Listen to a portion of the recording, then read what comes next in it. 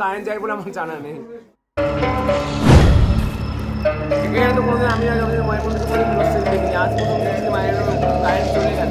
Kolkata centre ওখানে কোনো current যায় বলে আমার জানা নেই। হঠাৎ কারেন্ট অফ, মন্দিরে আঁধার নেমে এলো।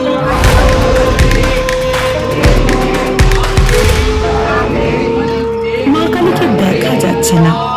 বাতি জ্বালানো হলো। ঠাকুর ঘরের ভাঁড়ারে তখন ভর্তি চাল কলা, মায়ের সবচেয়ে প্রিয় খাবার। কিন্তু লোডশেডিং কি আগে কখনো হয়েছে? মা হয়তো চেয়েছে মায়ের সন্তানরা দেখুক। মাকে এখানে এমনও হয় যে কোনো ভক্ত বলছে মা আমি তোমাকে দেখতে পাচ্ছি না, তো মা কিন্তু মন্দির খুলে দেয়।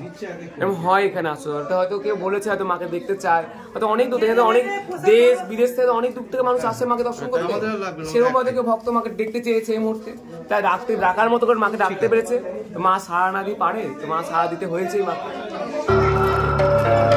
এটা মায়েরই কোনো সংকেত নয় তো? মা তো ইলেকট্রিকের আলো সহ্য করতে পারেন না। প্রদীপের আলোতেই জ্যান্ত হয়ে দেখা দেন তিনি।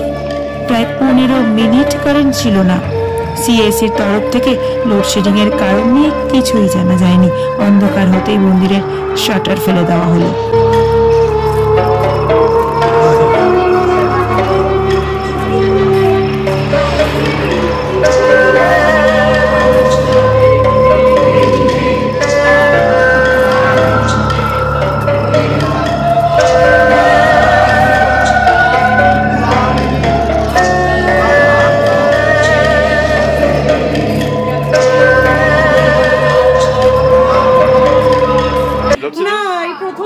আমরা 1 বছর ধরে আসছি, তো আজ ফার্স্ট দেখলাম এমনি অন্ধকার হয়ে গেছে।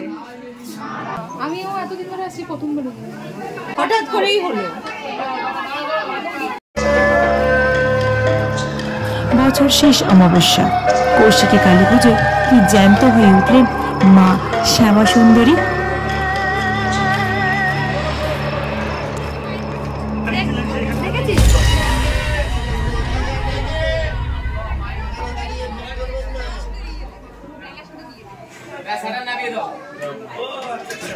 SS Media Report।